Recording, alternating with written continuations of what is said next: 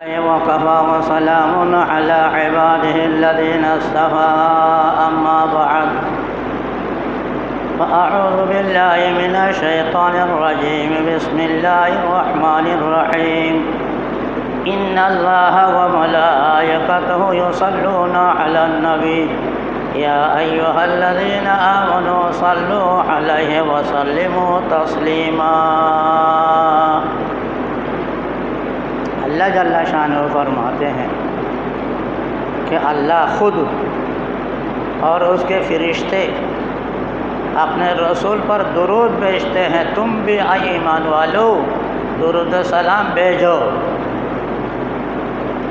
دیکھا اللہ نے قرآن کریم میں اتارا یہ آیات جو ہم پڑھتے رہتے ہیں، تلاوت کرتے ہیں، اس میں فرماتے ہیں اس آیات میں اللہ اور خود اللہ کے فرشتے یہ درود بھیجتے ہیں، سلام بھیجتے ہیں اپنے نبی پر، یا ایھا الذین آمنوا صلوا علیہ وسلموا تسلیما، ایمان والو تم بھی ان پر درود بھیجو، سلام پڑھو۔ رسول اللہ صلی اللہ علیہ وسلم پر اس آیات کریمہ کی وجہ سے پوری زندگی میں کم سے کم ہر مومن پر ایک مرتبہ درود شریف پڑھنا فرض ہو گیا۔ باقی جتنے چاہے آگے پڑھ سکتے ہیں، اس کا کوئی انتہا نہیں۔ سمجھو، اس سے یہ نہ سمجھو ہم دوسرے مقطع فکر کی بات کر رہے ہیں، نہیں، دوسرے مقطع فکر کی باتوں سے ہمیں اس میں کوئی اختلاف نہیں ہے کہ درود شریف پڑھو یا نہ پڑھو۔ پڑھنے کا حکم تو قرآن سے ثابت ہے، اس پہ اختلاف ہونے کا سوال ہی پیدا نہیں ہوتا۔ ٹھیک ہے، اس لیے صحیح عقیدہ والے کہتے ہیں درود شریف پڑھو، مگر طریقہ اختیار ایسا نہ کرو کہ ایک جماعت بن کر پڑھو، اشعار کی صورت میں پڑھو، اجتماعی صورت میں پڑھو، مسجد میں پڑھو۔ یہ ہے بات اختلافی کا، یہ طریقہ صحیح نہیں۔ ورنہ فی نفس ہی ہر آدمی جتنا ہو سکے اپنے طور پر درود شریف پڑھتا رہے، سلام پڑھتا رہے۔ رسول اللہ کے قبر مبارک پر جب تم جاتے ہو تو وہاں سلام نہیں پڑھتے، ان کو سلام نہیں کرتے، دوسرے کے سلام نہیں پہنچاتے۔ سلام پہنچانا، درود پڑھنا ثابت ہے، قرآن سے ثابت ہے، ایک مرتبہ پوری زندگی میں فرض ہے، باقی واجب سنت مستحب ہے۔ یہ مسلمان کا شیوا ہے، رسول اللہ کا حق ہے کہ ان پر درود شریف پڑھنا، سلام ان کو بھیجنا۔ جیسے آیات کریمہ میں نے پڑھ کر سنایا، دیکھو یہ مشہور ہے۔ تو طریقہ کے اختلاف کی وجہ سے اختلاف کیا جاتا ہے، وہ طریقہ اختیار نہ کرو۔ یہ مطلب نہیں کہ پڑھو ہی نہیں۔ جب طریقہ کو اچھا نہیں سمجھا گیا تو ہمارے بندوں نے کہتے درود شریف ہی نہ پڑھو، جب درود شریف پڑھنا ہی شروع ختم کر دیا، تو یہ تو بھائی غلط کام ہے، یہ تو صحیح نہیں ہے۔ رسول اللہ صلی اللہ علیہ وسلم کی محبت کا تقاضا نہیں ہے۔ محمد کی محبت دین حق کی شرط اول ہے، محمد کی محبت دین حق کی شرط اول ہے۔ اسی میں ہو اگر خامی تو سب کچھ نامکمل ہے۔ رسول اللہ کی محبت، رسول اللہ کی ولادت، رسول اللہ صلی اللہ علیہ وسلم ہمیں ملنے کے شکر میں پڑھنا تو ہر مسلمان پر ضروری ہے۔ اس لیے آقا نے فرمایا اس ربیع الاول میں وہ غلط کام کرنے والا تو غلط کر رہے کو دنیا کو آسمان، آسمان کو زمین، زمین کو آسمان بنا دے رہے ہے نا۔ اس کی وجہ سے بعض لوگ غلط طریقے کو صحیح سمجھنے لگے تو دنیا اسی کی طرف جا رہی ہے۔ اگر وہ غلط ہو ایسا کیوں ہوتا؟ اس لیے آقا نے فرمایا تم صحیح طریقے سے درود شریف پڑھو، وہ طریقہ اختیار نہ کرو، اپنے طور پر پڑھو، اپنے طور پر کرو، اپنے طور پر ان کا حق ادا کرو، ان کا شکر ادا کرو۔ یہ اس سلسلے میں اکابر نے چند باتوں کے اہتمام کرنے کا ذکر فرمایا۔ نمبر 1 استغفار۔ اس ربیع الاول کی مناسبت سے ہر مومن کو چاہیے استغفار پڑھتا رہے، گناہ سے پاک ہو جا۔ کیوں؟ رسول اللہ خود گناہ سے پاک ہے۔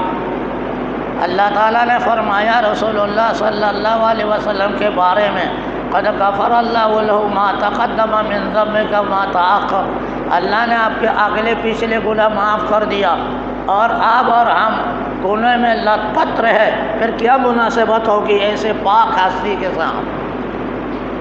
وہ تو پاک ہے اور ہم ناپاک رہے، تو پاک اور ناپاک میں کیا مناسبت ہے؟ مناسبت تو پاکی میں ہے ہونا چاہیے نا۔ جیسے اللہ تعالیٰ نے ان کو پاک فرما دیا، اعلان کر کے کہہ دیا، تو ہمیں بھی اس سے مناسبت، ان سے محبت، ان سے الفت، ان کے حق ادا کرنے کے اعتبار سے ہمیں بھی گناہوں سے معافی طلب کرنا چاہیے اور استغفار پڑھنا چاہیے پہلے نمبر پر۔ دوسرے نمبر پر درود شریف جتنے ہو سکے پڑھو، اپنے طور پر پڑھو، اور درود ابراہیمی پڑھو جو نماز کے اندر پڑھتے ہو، اللہم صلی علی محمد وعلی آل محمد کما صلیت علی ابراہیم وعلی آل ابراہیم انک حمید مجید، اللہم بارک علی محمد وعلی آل محمد کما بارکت علی ابراہیم وعلی آل ابراہیم انک حمید مجید، یہ پڑھو۔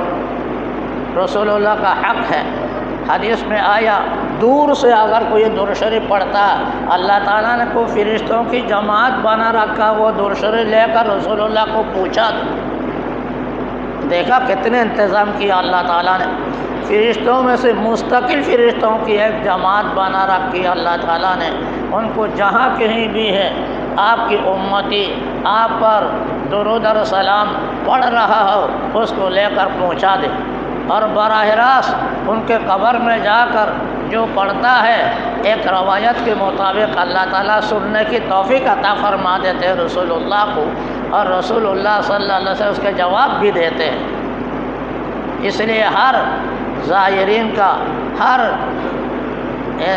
عمرہ کرنے والے، حج کرنے والے کا حق یہ ہوتا ہے، ایک حق یہ ہے کیا ان کے قبر میں جا کر سلام اور درود شریف پڑھے۔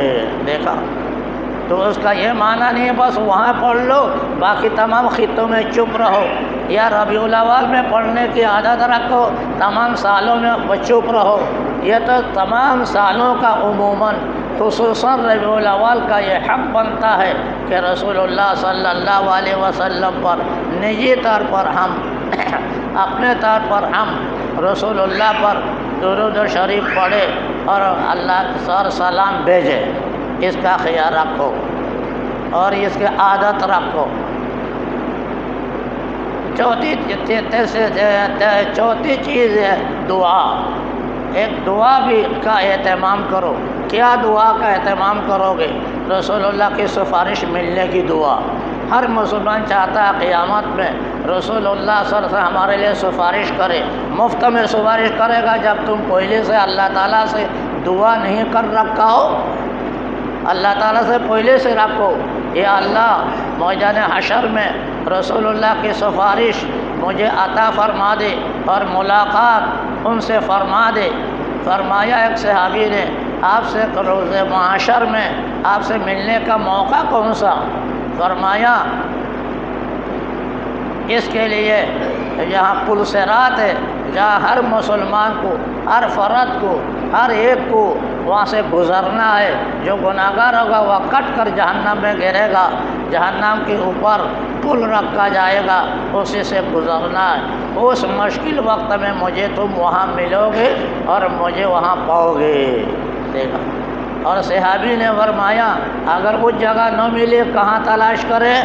تو کہا، فرمایا دوسرے نمبر میں حساب کتاب کی جگہ، جہاں میزان رکھا جائے گا، تولا جائے گا، نیکی بدی کا ایک ذرہ ذرہ برابر حساب ہوگا، وہاں امتی کے سفارش کے لیے، دیکھ بھال کے لیے، ان کے دلداری کے لیے وہاں رسول اللہ صلی اللہ علیہ وسلم پیش ہوں گے، وہاں تلاش کرو۔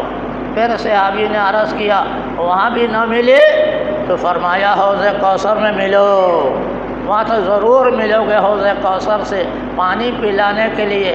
رسول اللہ صلی اللہ علیہ وسلم کو ایک نہر دیا گیا حشر کے اندر، جس کو کہا جاتا ہے کوثر، جس میں سورہ کوثر ہم پڑھتے ہیں، اِنَّا أَعْطَيْنَاكَ الْكَوْثَرَ۔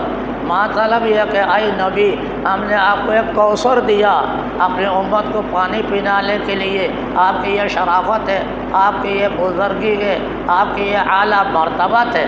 تو فرمایا تیسرے نمبر پر وہاں تلاش کرو، وہاں ضرور میں ملوں گا تم سے۔ دیکھو نا، تو اس کے لیے دعا پورے سے کرنا چاہیے نا۔ اے اللہ، میں گنہگار ہوں، سیاہ کار ہوں، میرا خاتمہ ایمان پر فرما تاکہ رسول اللہ کی سفارش کا مستحق بنو۔ یا اللہ، ان مہم 3 مقامات میں سے کسی مقام میں بھی یا اللہ رسول اللہ سے ملنے، ان کے سفارش حاصل ہونے کے یا اللہ توفیق عطا فرما۔ دیکھا کتنے ہو گیا؟ 4۔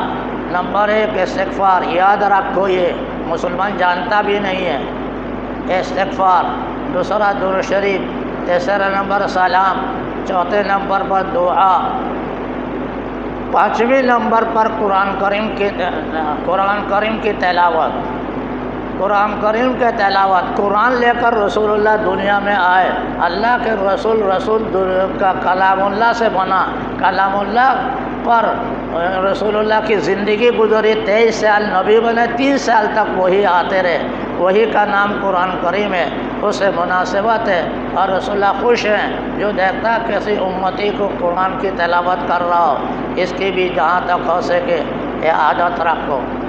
اور 5ویں نمبر پر نماز کا اہتمام کرو، خاص کر کے اس مہینے میں، عام طور پر دوسرے مہینوں میں بھی نماز سے رسول اللہ سے مناسبت ہے۔ کیوں؟ آپ کو معلوم ہے نماز رسول اللہ پر جو فرض کی گئی ہے وہ معراج میں بلا کر فرض کیا گیا، ایسے وہی نازل کر کے فرض نہیں کیا۔ رسول اللہ کو خود اپنے دربار میں بلایا گیا، جو معراج کے نام سے آپ جانتے ہیں، وہاں نماز فرض کی، تو نماز سے کتنی مناسبت ہے رسول اللہ صلی اللہ علیہ وسلم سے، خیال رکھو۔ لہذا نماز کا اہتمام کرو، صرف رسول اللہ کے پر آنے پر جانے پر خوشی منانے پر اکتفا نہیں پر کام کر کے ان کا حق ادا کرو۔ کام یہ number 1، number 2، number 3، number 4، number 5، number 6 تک بتایا۔ نمبر 7 ہے کچھ صدقہ خیرات کرو ان کے نام پر۔ صدقہ خیرات میں بعض لوگوں نے کیا ہانڈی پکانا، کھانا کھلانا، شربت پلانا، یہ اختیار کیا، وہ طریقہ اختیار نہ کرو، اس طریقہ مناسب نہیں، بلکہ اپنے طور پر خفیہ طور پر جو ہو سکتا ہے مالی صدقہ کر لو۔ 100 روپیہ کوئی غریب سے غریب آدمی بھی نہیں دے سکتا، کسی غریب کے ہاتھ دے دو، رسول اللہ کے نام پر یہ صدقہ ہے۔ جیسے ماں باپ کے نام پر ہم صدقہ دیتے ہیں تو رسول اللہ حق نہیں رکھتا صدقہ کا امتی سے، خوب سمجھ لو۔ یہ نمبر 7 ہو گیا۔ نمبر 1 استغفار، نمبر 2 درود شریف، نمبر 3 سلام، نمبر 4 دعا، نمبر 5 نماز، نمبر 6 تلاوت، نمبر 7 صدقہ خیرات۔ اپنے طور پر کر کے رسول اللہ کا حق ادا کرو۔ یہ خصوصاً ربیع الاول میں، عام طور پر دوسرے مہینوں میں بھی۔